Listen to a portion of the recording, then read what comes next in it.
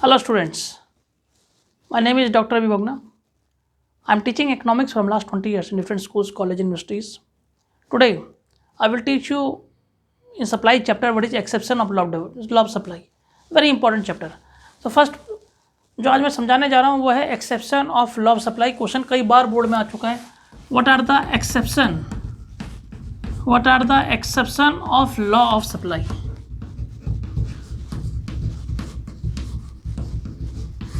What are the exception of law of supply?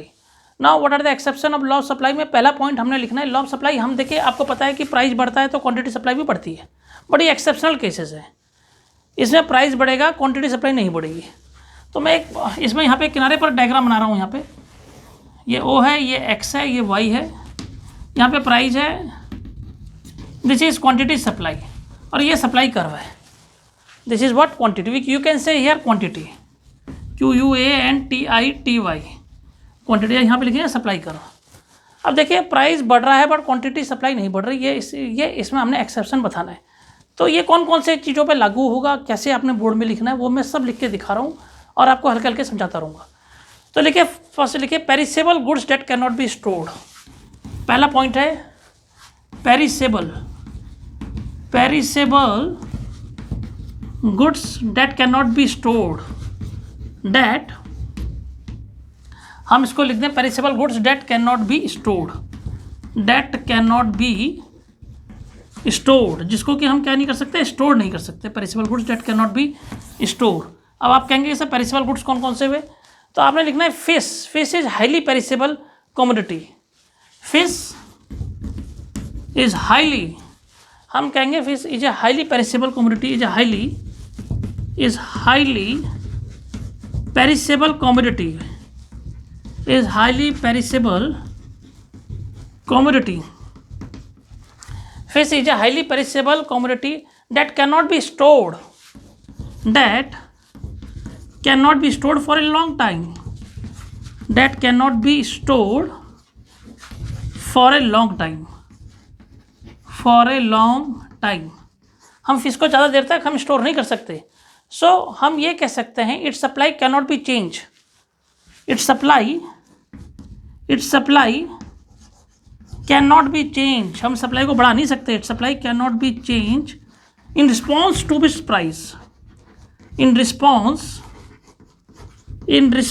Of its price. Means price के कम और ज़्यादा होने पर हम क्वांटिटी सप्लाई बढ़ा नहीं सकते. इस बात का ध्यान रखें. प्राइस के कम और ज़्यादा होने पर हम क्वांटिटी सप्लाई को बढ़ा नहीं सकते. पहला पॉइंट मैंने बताया, क्योंकि फिश क्या पेरिसेबल गुड्स है. अगर आप प्राइस कम कर देंगे, क्वांटिटी ज़्यादा कर देगा, कोई कहेगा कि हम प्राइस ज़्यादा दे दें, हम क्वांटिटी सप्लाई नहीं बढ़ा सकते. ठीक है ना. तो it's supply can not be change response of its price. Now second point है स्टूडेंट्स, इसमें एग्रीकल्चर गुड्स. सेकंड पॉइंट है वेरी इंपॉर्टेंट. ये डायग्राम मैंने इसलिए बनाया ताकि ये बच्चों को पता रहे इसमें कि किस तरीके से इस डायग्राम को हमेशा अपने माइंड में याद रखना है, प्राइस और क्वांटिटी सप्लाई. सेकंड पॉइंट है इसमें एग्रीकल्चर गुड्स और supply can not be adjust to market condition. Agriculture goods हैं,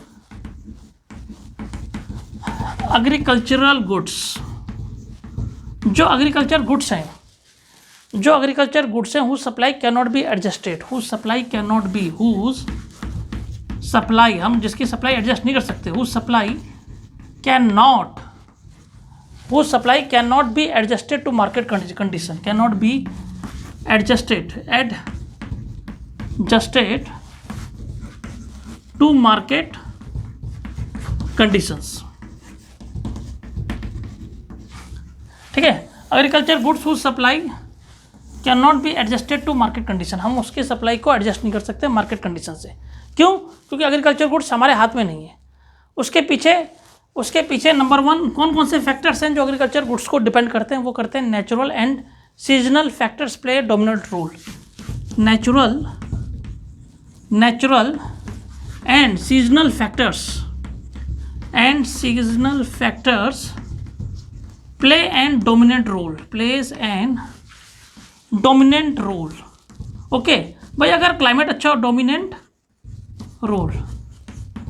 अगर क्लाइमेट अच्छा है, सीजन अच्छा है, तो क्वांटिटी सप्लाई ज़्यादा होगी. क्लाइमेट ख़राब है, सीजन ड्रॉट आ गया, फेमाइन आ गया, अर्थक्वेक आ गया, तो सप्लाई क्या हो जाएगी, कम हो जाएगी। तो हम ये कहना चाहेंगे कि natural and seasonal factors plays an dominant role in this. देखिए एक एग्जांपल मैं बताना चाहता हूँ इसमें, सेकंड पॉइंट मैं आप समझाना चाहता हूँ इसमें भी पॉइंट, कि हायर प्राइस ऑफ वीट, अगर कोई वीट का हायर प्राइस देगा तो हम उसकी सप्लाई नहीं बढ़ा सकते। Higher price of wheat may not see any response from the farmers because we cannot produce the supply more wheat। भाई अगर कोई फार्मर किसान से कहे कि भाई वीट के हम प्राइस बढ़ा देंगे, वीट के प्राइस बढ़ जाएंगे, तो फार्मर्स का कोई रिस्पॉन्स, क्योंकि उसको मालूम है उनकी क्वांटिटी सप्लाई क्या उतनी ही होनी है, उससे ज़्यादा नहीं होनी। तो please write down here how you can write in the examination. तो यहाँ लिखा है higher price of wheat, wheat के प्राइस बढ़ने से, हायर प्राइस ऑफ वीट, अगर वीट के प्राइस बढ़ रहे, may not see any response from the farmers, may not see any response from the farmers, any response from the farmers, any response from the farmers, उनको कोई मतलब नहीं है बढ़े ना बढ़े, any response from the farmers because they cannot produce and supply more wheat, because they cannot produce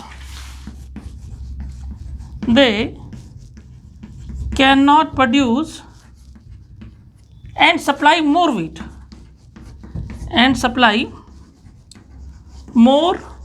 okay. तो ये मैंने इसमें बता दिया कि higher price of wheat may not be seen any response from the farmers, कोई response नहीं है फार्मर्स का, क्यों, फार्मर्स वीट की सप्लाई को बढ़ा नहीं सकते, ओके। तो 2 पॉइंट मैंने करवा दिए। तीसरा पॉइंट मैं कराने जा रहा हूँ, supply of rare items, supply of rare items. Third point लिखिए, supply of rare items. Third point, supply of rare items. Mean supply of rare items किसे कहते हैं, इसे कहते हैं कि we have a vertical supply curve, no matter how much, देखिए we have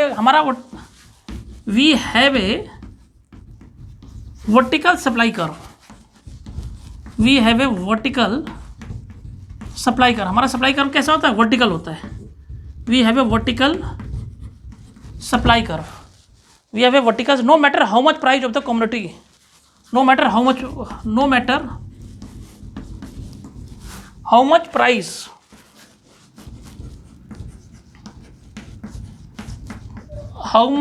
matter how much price, कितना price क्या हो रहा है, how much price of the commodity rises, no matter how much price of the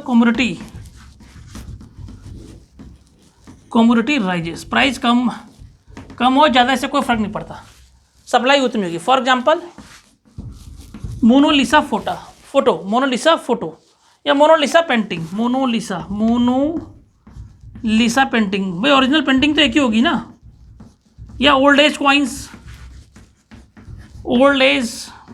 हम इसको थोड़ी बढ़ा सकते हैं भाई, जिसके पास ओल्ड एज कॉइन्स मुश्किल से 10 या 12 होंगे वो थोड़ी बढ़ा देगा। ये मोनालिसा की जो ओरिजिनल फोटो वो थोड़ी बढ़ जाएगी, वो तो उतनी ही रहेगी ना, क्वांटिटी सप्लाई उसकी उतनी ही रहेगी। ये मैंने 3 पॉइंट्स करवा दिए। लास्ट 4th पॉइंट जो बोर्ड में हमेशा आता है, और मैंने इससे क्वेश्चन को कई बार पाया, जो मैं करवाने जा रहा हूँ, ये बच्चे बड़े ध्यान से इसे करिएगा। What is the 4th last point means backward bending sloping curve.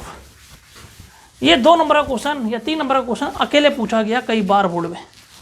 बहुत ही इंपॉर्टेंट क्वेश्चन जो कराने जा रहा हूँ मैं आपको, वह है बैकवर्ड स्लोपिंग कर्व।